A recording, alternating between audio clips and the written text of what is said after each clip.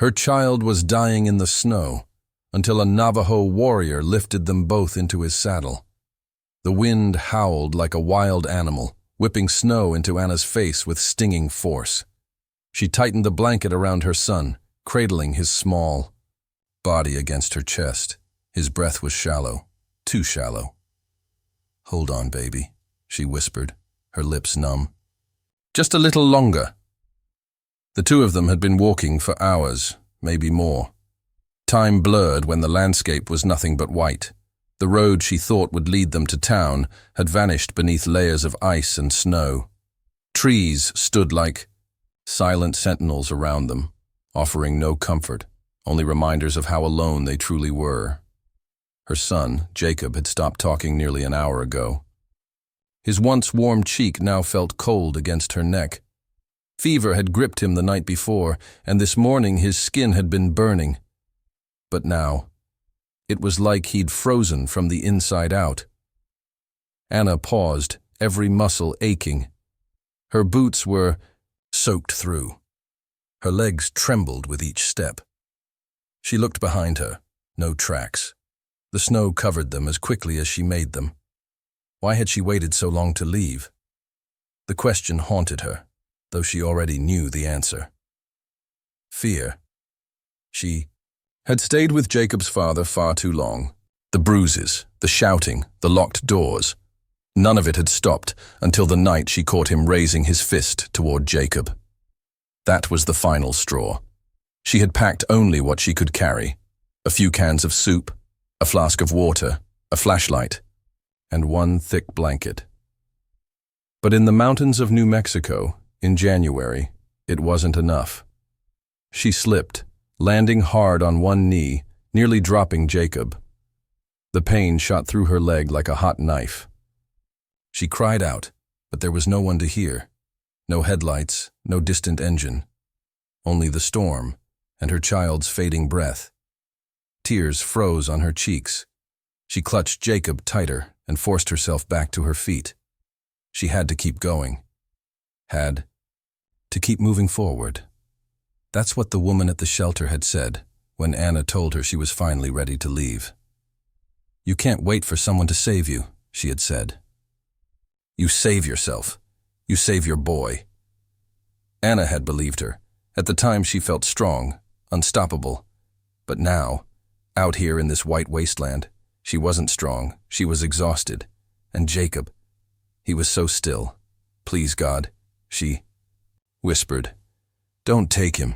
Not now." Her legs buckled again. This time she didn't get up. She sank into the snow, curling around her son. The blanket slipped from her shoulder, exposing her to the wind. But she didn't care. She couldn't feel anything anymore, just cold and dread. The snow was soft beneath her. Too soft. It whispered a lullaby of surrender. "Just close your eyes," it said. "Just rest." But Jacob, her vision blurred. Then something changed. At first, she thought she imagined it, a dull thump beneath the wind, then again, louder, rhythmic. Hoofbeats? Anna blinked into the storm. A shadow emerged from the white. A tall rider atop a dark horse, both wrapped in the snow like ghosts. The figure slowed as it approached, the horse snorting steam through its nostrils. The rider dismounted, tall, strong, wrapped in a heavy blanket patterned in red and black. His long hair was tied back, his expression unreadable. He knelt beside her without a word. His hand went to Jacob's neck, feeling for a pulse, then to Anna's face. "You're freezing," he said, voice low and steady. "Can you stand?" She couldn't. She didn't answer. Gently he lifted Jacob from her arms, then pulled her to her feet.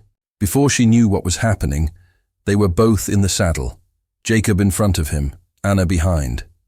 His arms wrapped around them both as he turned the horse west, away from the path she thought she needed to follow. "Where?" she murmured. "There's shelter," he said. "Close. Hold on." Anna closed her eyes, pressing her face against her son's back. The warmth of the warrior's blanket began to seep into her bones. For the first time in hours, she let herself believe they might survive. Her child was dying in the snow until a Navajo warrior lifted them both into his saddle. The wind didn't ease. If anything, it screamed louder now, as if angry that its prey had been snatched away. The snow battered them with renewed fury, thick and fast, stinging Anna's face, even as she leaned against the stranger's back. She clutched her son tightly, her frozen fingers barely able to hold on. The warrior said nothing. His horse, broad, strong, and sure-footed, pressed forward through the drifts as though the storm were just another part of the desert's language. Anna's head pounded, but she could feel the beat of the man's heart against her shoulder, steady, calm. It grounded her. "Your son will be all right," he said, as though he'd read her mind. His voice was quiet but certain, the kind of voice that didn't offer hope lightly. "How do you know?" she whispered. "I don't," he replied. "But he's still breathing, and we're not dead yet." It wasn't the answer she wanted, but it was honest and strangely comforting. Her body swayed with the movement of the horse, but her thoughts were drifting, unraveling in the chaos of cold and fear. Jacob hadn't stirred. His little face was tucked into the folds of the warrior's blanket, pale against the deep, earthy fabric. She reached forward and pressed 2 fingers against Jacob's neck. A pulse, weak, but there. He was still with her. The man shifted in the saddle, adjusting his grip on the reins with one hand while the other supported Jacob's tiny frame. He never asked her name. He never offered his. "Where are we going?" she asked again, more clearly now. "To a place out of the wind, not far. You live out here?" "Sometimes." That was all he said. He seemed like part of the landscape himself, wrapped in wool and leather, his long black hair streaked with snow, his face marked with years of silence and survival. There was something ancient about him, something that made the storm feel small. The snow began falling sideways as they entered a narrow gulch between towering red rock cliffs.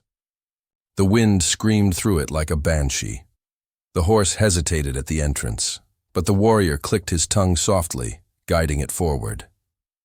Anna shivered, teeth chattering, arms like lead. She thought of the shelter she had tried to reach, the safe house she'd heard about from the woman at the shelter downtown. It had seemed so close on the map, but she must have veered off the road hours ago. And without this man, she didn't finish the thought. He tugged gently on the reins, bringing the horse to a stop beside a boulder, almost fully buried in snow.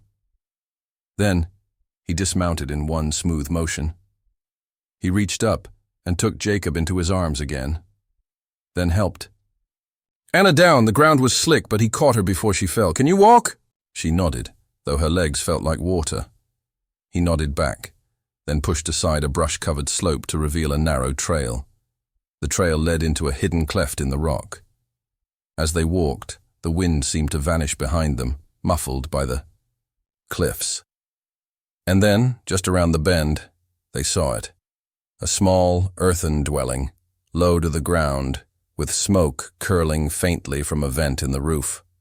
A hogan, traditional, round, made of thick logs and packed mud.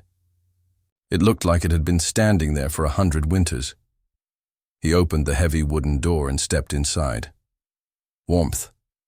A fire crackled in a stone-lined pit in the center of the room. It smelled of cedar and sage. The inside was lined with woven blankets, clay pots, herbs hanging from the rafters. He laid Jacob gently near the fire and handed Anna a blanket from a nearby hook. "You'll stay here," he said. "The storm will pass by morning." Anna knelt beside her son, feeling his face. His skin was still cold, but not icy anymore. The man began tending to the fire, adding more logs, placing a kettle near the flames. Then he sat, cross-legged, and looked at her. "You ran," he said. She nodded. "No point in lying," He nodded once. Then you were brave. She looked at him, tears welling again, but not from fear this time. Thank you, she whispered. The warrior said nothing more. Outside, the storm raged on, but inside they were.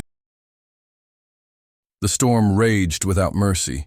Snow whirled down from the heavens in an endless cascade, burying the earth in white silence and stealing away the warmth from everything it touched. Clara staggered onward, her boots sinking into the drift with each step, the weight of her little boy pressing heavily against her chest. His small arms were limp around her neck, no longer clinging the way they had hours ago when the storm first struck. "Hold on, Samuel," she whispered, her lips so numb the words came out cracked and uneven. She tried to press her cheek against his icy skin, hoping the faint warmth of a mother's love might coax him back. His breath came in shallow puffs, each one smaller than the last, misting briefly before vanishing into the swirling wind. Fear gripped her more tightly than the cold. She could endure the storm. She could endure hunger, numbness, exhaustion, but she could not endure losing him. Samuel was all she had left. Her husband Henry had died 2 winters before, leaving her with this boy and the fragile hope of a new start. Every mile they had traveled west had been for him, for a chance at a life away from grief. And now, with cruel irony, that hope was slipping away in the snow. Her shawl was soaked through, her skirts heavy with ice. She shifted Samuel in her arms, trying to tuck him deeper against her chest, but he felt so frighteningly light, as though the storm was stealing him away piece by piece. His lips had gone pale, edged with blue. His tiny fingers no longer clutched at her collar. They dangled, stiff and helpless. Panic rose like a tide in her chest. "No," she begged, rocking him gently as she trudged forward. "Not you, not my boy. You can't leave me, Samuel. You're strong. You're stronger than this storm." Her words cracked with desperation, the sound swallowed instantly by the howling wind. His eyelids fluttered open for a fleeting moment, 2 dull sparks in the fading light of his eyes. "Mama, cold," he whispered, his voice barely audible against the gale. Clara's throat closed. She pulled him tighter, pressing his face against her neck. "I know, sweetheart. I know. We'll find shelter soon, I promise. Just stay with me a little longer." But where would she find shelter? The land stretched out in endless white, the horizon erased by the storm's fury. Every tree looked the same, every shadow unfamiliar. She turned in circles, searching, praying for the sight of a cabin roof, a line of smoke, anything to prove she wasn't leading her son into a frozen grave.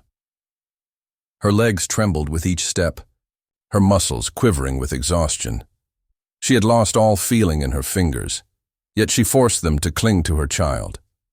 Her vision blurred with tears that froze instantly on her lashes. Still, she trudged forward. A mother's heart could not stop.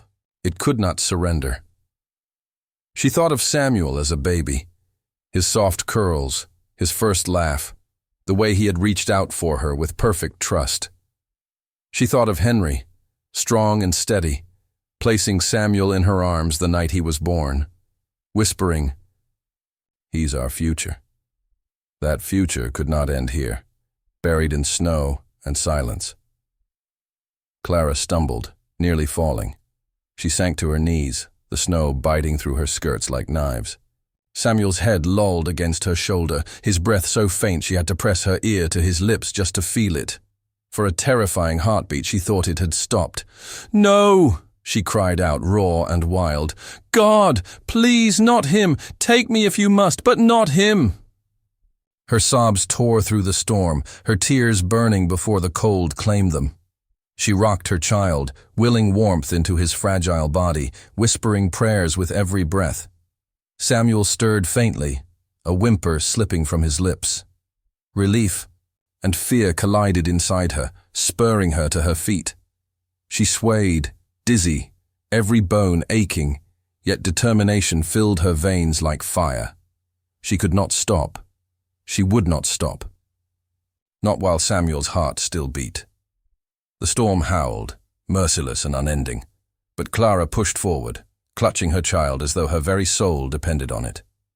Every step was a plea, every breath a bargain with heaven. Just one more chance. Just one more hour. Let me keep him.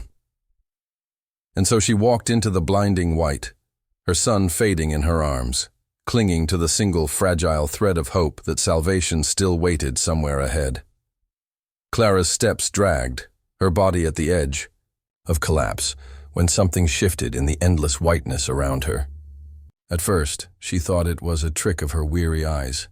Shadows formed easily in a blizzard, and hope played cruel games with the desperate. But then it came again, a darker shape moving steadily through the curtain of snow. Her heart lurched. Fear and hope collided in her chest, making it difficult to breathe. She blinked hard against the stinging flakes, trying to make sense of what she saw. A rider. At a distance, blurred by the storm, the figure looked otherworldly, a dark form upon a horse, gliding through the snow like some spirit of the wilderness.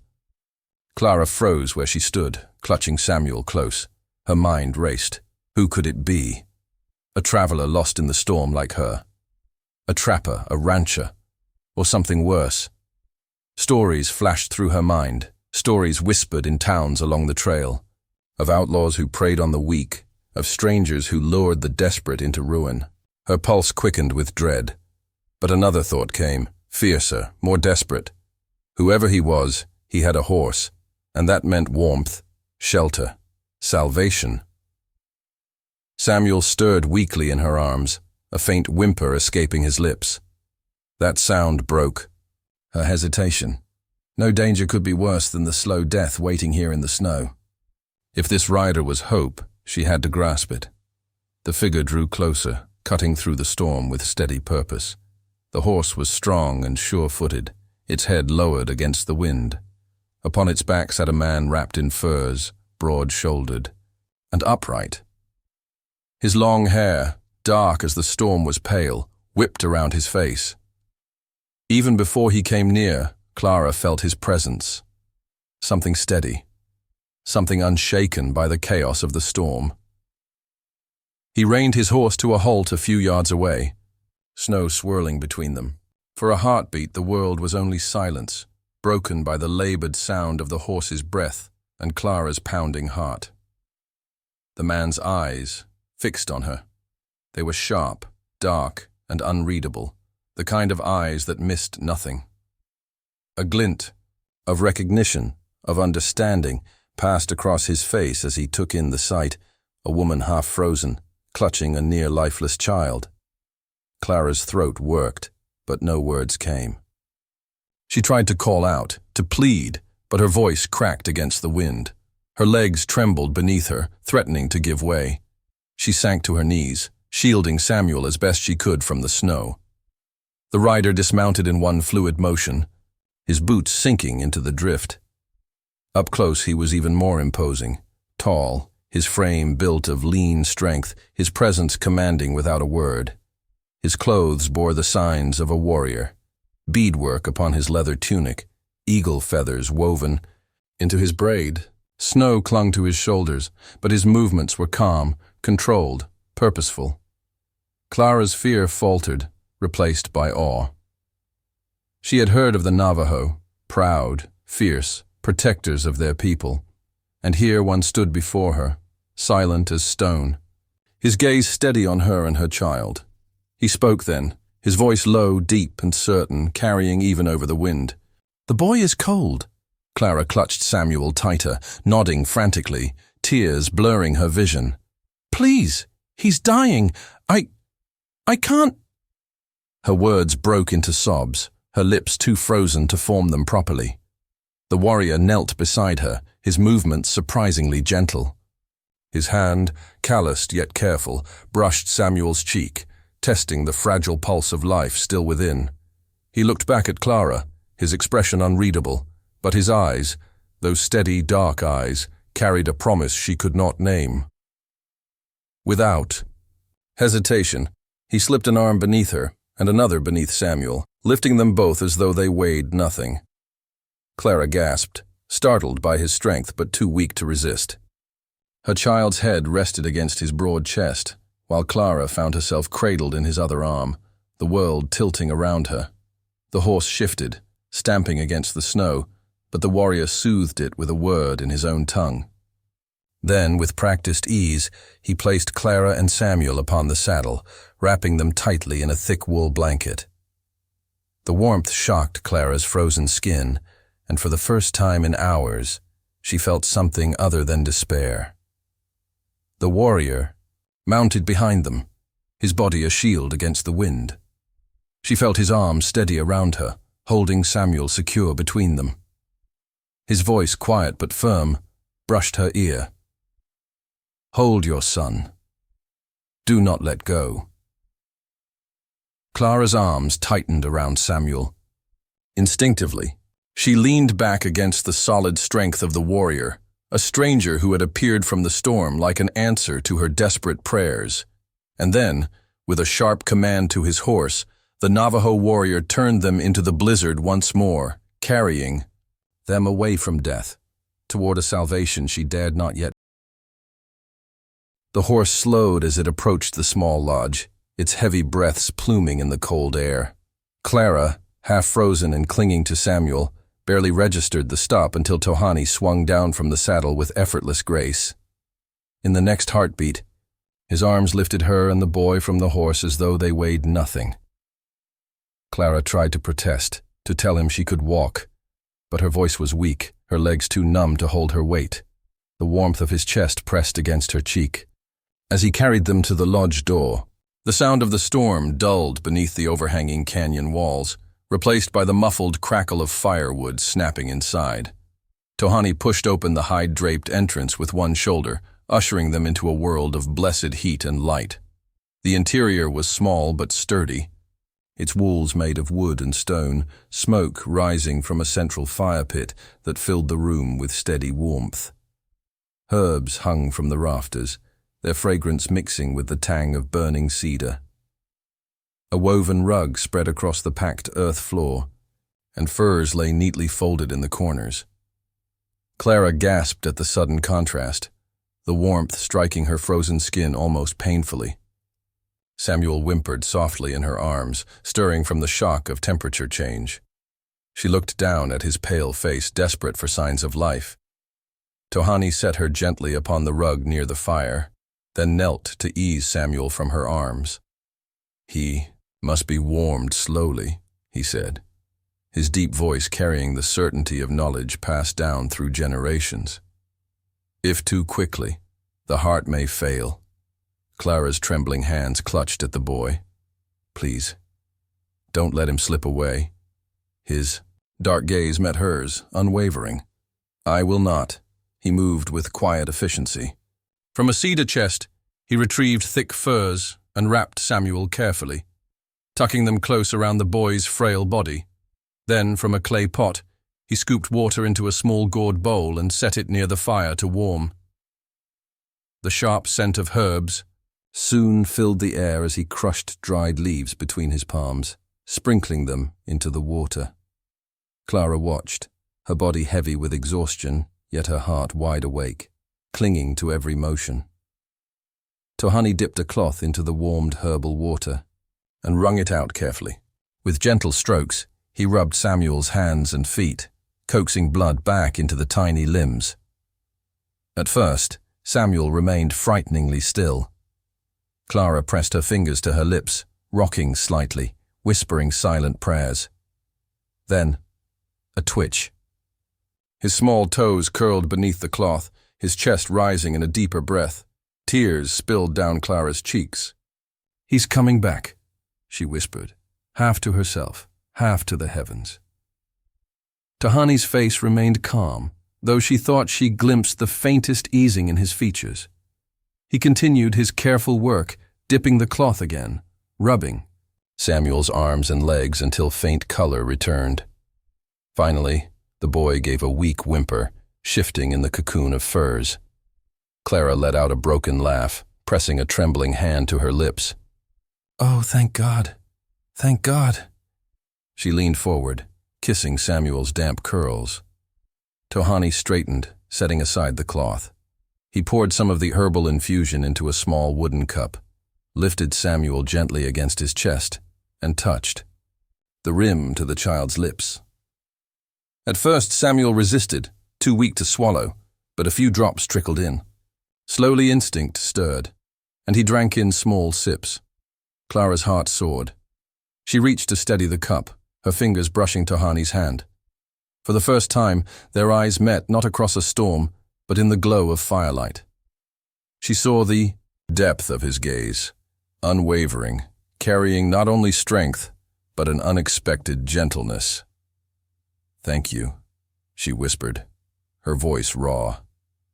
"You've given him back to me." He shook his head slightly. "It was his spirit that fought. I only gave it a place to return." Clara drew Samuel against her chest once more, cradling him as his small body warmed steadily in her arms. The fire popped, casting golden light across the warrior's face. His expression remained calm, yet his presence filled the room, steady as the canyon stone. Exhaustion finally pressed hard against Clara's shoulders. But for the first time in what felt like forever, it was not from fear. It was release. She was warm. Samuel was alive. And a stranger, fierce and silent, had carried them both out of death's reach. The storm howled faintly beyond the canyon, but inside the lodge there was only firelight, the steady rise and fall of Samuel's breaths, and the unspoken bond, forming between a mother, her child, and the warrior who had saved them. The storm raged outside the canyon walls, its howl pressing faintly against the lodge as though it sought to reclaim what it had lost. Inside, the fire burned low but steady, casting golden light that flickered across the rough-hewn beams and the fur-draped floor. Clara sat close to the hearth, Samuel nestled in her lap beneath the heavy folds of fur. His breathing, once faint and ragged, had steadied into a shallow but regular rhythm. Each rise and fall of his small chest was a gift, a fragile reassurance that the boy clung to life. She stroked his curls, her fingertips brushing over the damp strands, whispering soft words that were half lullaby, half prayer. "Rest now, my darling. You're safe. Mama's here." Her voice trembled, but it carried into the quiet space between fire crackles and the muted sigh of wind outside. Across from her, Tohani moved with deliberate calm. He fed the fire, added herbs to the simmering pot, and checked the boy's color, without intruding on Clara's vigil. His presence filled the room without words. He was steady, a quiet mountain of strength that anchored the fragile thread of hope she clung to. At times, Clara's gaze drifted to him. She watched the way the firelight touched his face, sharp angles softened by warmth. His eyes were dark pools that reflected the flames, thoughtful and distant, as though he saw both the present and something far beyond. He sat with the stillness of a man who had learned patience from the land itself. Yet when Samuel stirred and whimpered, those same eyes sharpened with focus, returning instantly to the child. He would kneel, test the boy's brow with a gentle hand, or adjust the fur. To shield him better, his touch was careful, reverent almost, as though he understood how precious this fragile life was to the woman across from him. Clara's heart clenched each time, torn between gratitude and wonder. She had never seen a man move with such quiet certainty. Henry, her late husband, had been kind but hasty, his hands often clumsy. This warrior's strength was tempered with a gentleness that made her chest ache. Hours passed. The fire shifted from bright flames to glowing embers. Clara fought against her own exhaustion, her body screaming for rest, but fear kept her awake. She could not let herself close her eyes, not when Samuel's breaths might falter the moment she looked away. Her eyes burned, her head heavy, and at last she whispered, her voice raw with fatigue, I can't lose him." Tohani's voice, low and steady, drifted across the quiet. He breathed stronger now. His spirit has chosen to stay. Clara blinked at him, her vision blurred by tears. "How can you be sure?" The warrior studied her a moment, then answered with the same calm conviction he had shown from the moment he lifted them from the snow. "I have seen death's shadow before. It does not linger here tonight." Something in his tone, unshaken, rooted, soothed her like no prayer could. She pressed a trembling kiss to Samuel's forehead, allowing a small measure of belief to seep into her heart. The hours of waiting stretched thin, but Tohani never left his place near the fire. Sometimes he sat in silence, his gaze far away, as though listening to voices Clara could not hear. Other times he tended the fire or adjusted the pot of herbs, his movements purposeful, unhurried. Once, when Clara's eyes drifted closed against her will, her chin sinking toward her chest, she startled awake with a cry. Her arms tightened around Samuel in a panic. Tohani's voice cut through her fear at once. "He is safe." Her breath shuddered. She looked at him, vulnerable, stripped bare by exhaustion. "You don't understand. He's all I have." The warrior's expression softened, though only slightly. "I understand more than you think." Clara frowned faintly, puzzled, but his eyes shifted back to the fire. He offered no further words. Yet something in his tone, quiet, weighted with memory, hinted at sorrow of his own. Silence reclaimed the room. Clara leaned her cheek against Samuel's hair, listening to his small breaths. Her body sagged with exhaustion, yet a fragile peace settled over her. The storm outside could not reach them here. The warrior's presence, silent and strong, held the night at bay, and so mother and son slept at last, while Tohani kept his silent vigil, his eyes never leaving the fire, never. The first light of dawn crept into the canyon, soft and pale, turning the snow outside into a sea of silver. Inside the lodge, the storm's fury was reduced to a faint whisper against the stone walls. The fire had burned low, but still glowed, with steady embers, filling the room with a gentle warmth. Clara stirred slowly, her cheek resting against Samuel's soft curls. For the briefest moment, waking was a terror, an old gnawing fear that she had dreamed it all, that her boy had slipped away in the night. Her heart thundered as she pressed her palm to his chest. There it was, the steady rise and fall of breath. Her throat closed with relief. She tilted his face toward the light, her fingers trembling. Samuel's cheeks held a faint flush now, his lips no longer blue but pink with returning life. His small hand twitched in his sleep, curling weakly against her arm. "Oh, thank God," Clara whispered, her voice breaking. She pressed kiss after kiss to his forehead, her tears dampening his skin. "You're here. You're still here." The sound of movement drew her gaze. Tohani sat across the fire, already awake, his back straight despite the long night. He had not slept. She could see it in the still sharpness of his eyes, in the quiet vigilance that clung to him like a cloak. His hair was loose now, falling in dark waves around his face, and the firelight etched shadows across the strong lines of his jaw. For a moment, Clara only stared. Gratitude, awe, and something deeper tangled in her chest. She had never known a man to keep watch so faithfully, without complaint, without expectation. Her voice came out hushed, reverent. "He's better. He's alive because of you." Tohani's gaze rested on Samuel, and he gave a single slow nod. "The boy is strong. His spirit chose to fight." Clara shook her head, clutching Samuel tighter. "No, it was you. If you hadn't carried us." Her voice faltered, her throat thick with emotion. "I would be holding his body in the snow right now. You gave him back to me." For a heartbeat, the warrior's expression softened, though it quickly returned to its calm reserve. "The storm led me where I was needed," he said simply. Clara blinked, studying him. His words carried no pride, no boast. He believed it, truly, that he was merely an instrument of the land, of the storm, of something greater than himself. She lowered her gaze to Samuel, brushing her fingers over his hair.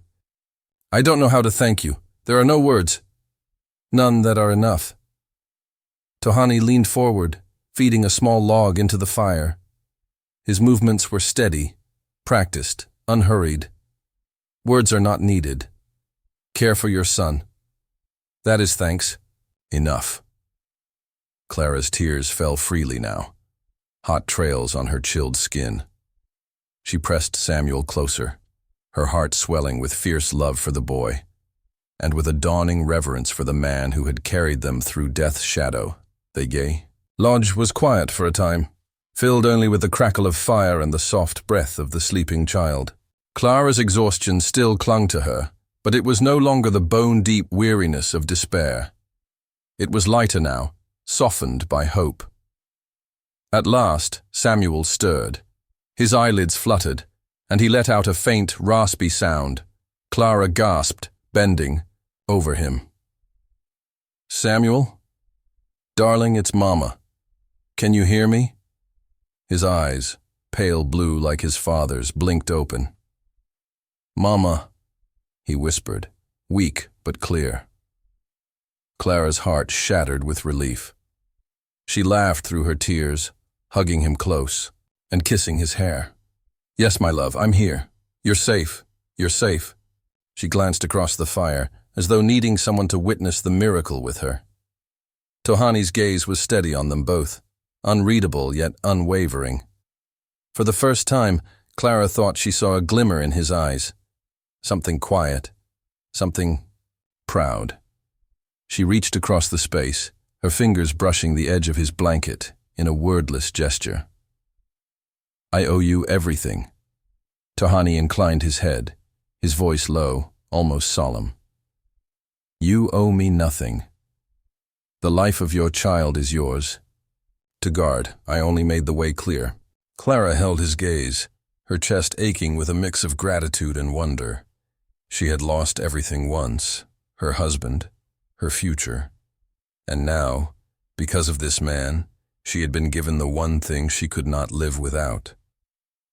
Morning light filled the lodge, soft and golden.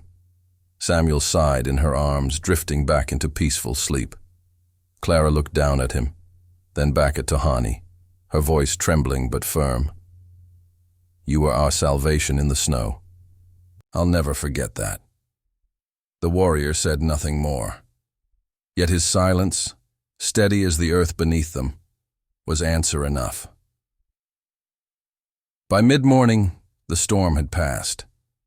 The world outside the canyon lay hushed beneath a new blanket of snow, unbroken and glistening in the sun. The sky was a clear, endless blue, the kind that followed only after the fiercest tempests. Inside the lodge, the air was warmer, richer with the faint scent of cedar smoke and herbs. Samuel lay wrapped in blankets, sleeping more peacefully than he had in days. His cheeks glowed with a gentle flush of returning health, and the tiny smile on his lips told Clara that his dreams were sweet. Clara sat beside him, her fingers never straying far from his hand. Every so often she would brush his hair from his forehead or kiss his knuckles as though she still couldn't believe he was alive. The terror of the storm clung faintly in her bones, but stronger now was the swell of gratitude that filled her chest, anchoring her firmly in this moment. Across the room, Tohani moved quietly. He poured fresh water into a clay cup, stirred more, herbs into the pot, and laid a few strips of dried meat on a stone near the fire. His every action was purposeful, measured, like a man who knew both hardship and survival. Clara watched him for a long moment, then finally spoke, her voice soft, but sure. "I don't know if I'll ever be able to repay you." Tohani didn't look up from his work. "There is no debt." her brow furrowed, a mix of frustration and wonder pressing at her heart. "But you saved us. You gave up your strength, your fire, your night's rest, for people you didn't even know." Now he raised his gaze, steady and unflinching. "The land teaches us to give when we must. A fire shared keeps all alive. A hand offered lifts more than one." His eyes lingered on hers, deep and dark, and for a moment she felt as though he saw straight into the fragile, trembling core of her soul. Clara swallowed hard. "I've been so alone since Samuel's father died. I thought I had nothing left but my boy. And when the storm came, I thought..." Her voice broke, her tears spilling freely. "I thought God meant to take him from me too." Tohani's expression softened. Not quite a smile, but the shadow of one. He stepped closer, kneeling so that he was level with her. His hand, calloused yet gentle, rested briefly on Samuel's blanket, then drew back. "Your child lives. You are not forsaken." The words settled deep within her, sinking into places she hadn't even known were hollow. Clara pressed her sleeve to her cheeks, laughing softly through her tears. "You don't realize what those words mean to me." For the first time, Tohani's lips curved, small, fleeting, but real. "Perhaps I do." Silence stretched between them, warm and unhurried. The crackle of the fire filled the room, the scent of cedar smoke curling around them. Clara found herself studying his face, the strong lines softened by the morning light, the depth in his eyes that spoke of loss and endurance. She wondered what sorrows he carried, what storms he had weathered before finding them in the snow, and she realized something that startled her. She wanted to know. "You watched over us all night," she whispered. Tohani inclined his head. It was needed. Her heart thudded. She wanted to tell him what that meant to her, that in his watchful silence she had felt safer than she had in years. But the words tangled on her tongue, too fragile, too new. Instead, she reached out, her hand trembling, and touched his wrist. Just lightly, a gesture of thanks, of connection. For a moment he stilled. Then, with quiet gravity, he turned his hand beneath hers, letting her palm rest fully against his skin. His warmth, steady and real, spread through her like sunlight, breaking over frozen ground. No vows were spoken, no promises made. But in that silent exchange, something shifted. Clara felt it in her chest, a new thread of trust, of hope, weaving itself into her weary heart. And when she looked into Tohani's eyes, she thought perhaps he felt it too. Outside, the snow sparkled beneath the morning sun. The storm had passed, and inside the quiet lodge, surrounded by warmth and life, Clara knew that though the world ahead was uncertain, she and Samuel were no longer alone. A warrior's hand had lifted them from death's shadow, and perhaps, just perhaps, it had also led them toward a